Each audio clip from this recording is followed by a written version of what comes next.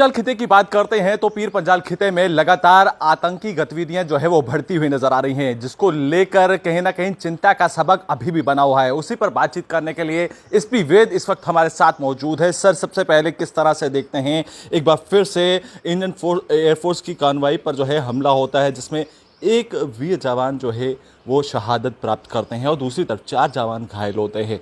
लगातार ये छठी घटना है, इसे कैसे देख रहे हैं आप? देखिए, बार बार घटना नहीं होनी चाहिए। दिस इज़ एक बार हो, दो बार हो, लेकिन बार बार घटना होना मीन्स हमारी जो स्ट्रेटेजी है उसमें कहीं कमी है। या तो हमें एग्जैक्ट इन्फॉर्मेशन नहीं आ रही, किस एरिया में टेररिस्ट हैं, कहाँ ग्रुप है, कितने लोग हैं, उनके पास हथियार कैसे हैं, ताकि उस एरिया को कॉम्बिंग की जाए, उस एरिया में एक्स्ट्रा प्रिकॉशंस लिए जाएं। अगर कोई मूवमेंट हो, जैसे परसों ये मूवमेंट थी, तो क्या वहाँ स्ट्रेंथन्ड आरओपी लगाने की ज़रूरत थी, क्या ड्रोन्स यूज़ करने की ज़रूरत थी, क्या डॉग्स को इस्तेमाल करने की, एलआरपी भेजने की ज़रूरत थी।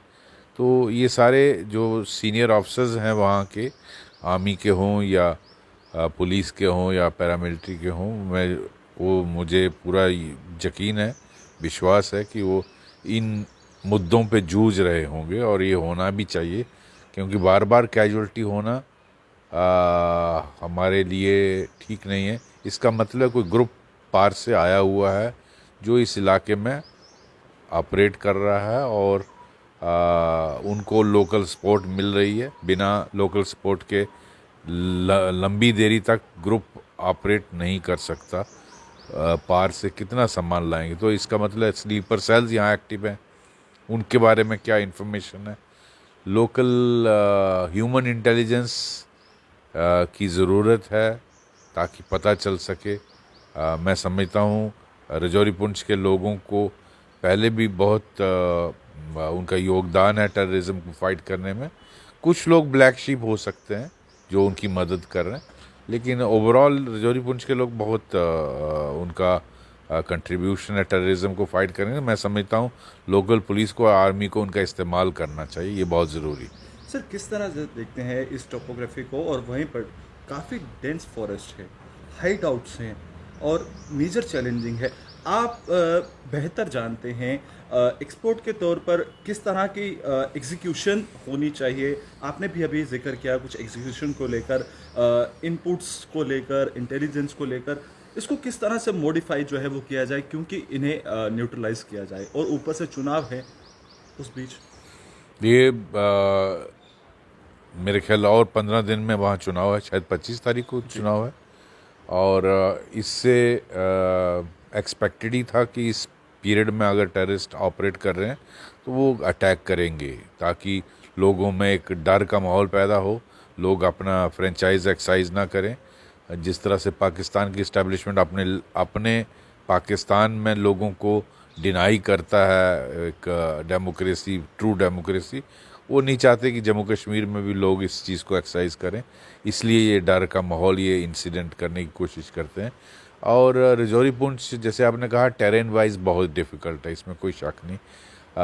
वहाँ जो इस इलाके का नरेटिव बदलने की कोशिश की गई है कि जम्मू रीजन टेररिज्म 317 हटने के बाद बिल्कुल फ्री हो गया है, उसको वो नैरेटिव बदलने की कोशिश है। और उसके लिए राजौरी पुंछ से अच्छी जगह कोई नहीं हो सकती, क्योंकि बॉर्डर डिस्ट्रिक्ट्स हैं, बिल्कुल बॉर्डर पास में है। और 100 टाइम्स अगर वो कोशिश, 99 टाइम्स वो कामयाब नहीं होते हैं, हमारी फोर्सेस कामयाब होती हैं प्रिवेंट करने में, लेकिन 99 टाइम अगर प्रिवेंट करते हैं तो 100 टाइम वो कामयाब भी हो जाते हैं, क्योंकि एरिया थिक फॉरेस्ट है रात के वक्त। हालांकि फेंसिंग है, गैजेट्स हैं इन्फिल्ट्रेशन रोकने की, लेकिन उसके बावजूद भी कहीं अगर ग्रुप कामयाब हो जाता है, फिर वो मरने मारने पर वो इस तरह ग्रुप अगर अंदर आ जाता है तो फिर वो इस तरह के हादसे करता है।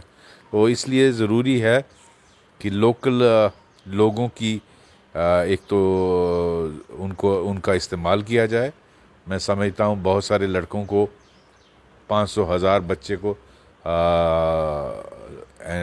एनरोल करना चाहिए JNK पुलिस को, आर्मी को, उनको यूज़ करना चाहिए क्योंकि उनको टेरेन मालूम है, उनको पगडंडियाँ मालूम है, उनको गुफाएं पता है, उनको इलाका मालूम है और वो उस इलाके में बकरियां चराते हैं। तो उनका इस्तेमाल करके उनका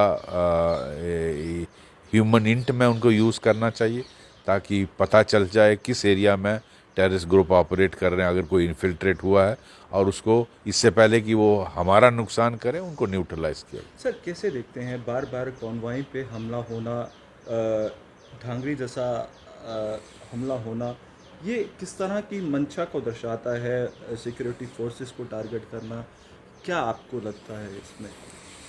देखिए, पाकिस्तान की नीयत तो बहुत क्लियर है, वो मैं पहले भी कह चुका हूँ।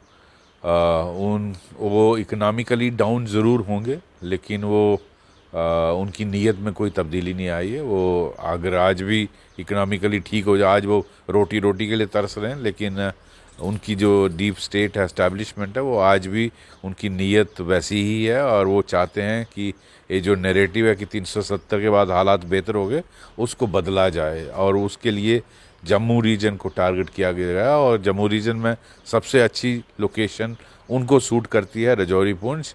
यहाँ इन्फिल्ट्रेट भी कर सकते हैं, अटैक भी कर सकते हैं, छुपने को काफ़ी जगह हैं और वापस भी जा सकते हैं। तो मैं समझता हूँ ये उसी रणनीति के तहत किया जा रहा है। बहुत बहुत शुक्रिया सर गुलिस्तान से बातचीत करने के लिए। तो आपने देखा कि एसपी वैद जो हैं वो बातचीत करते हुए नजर आए हैं।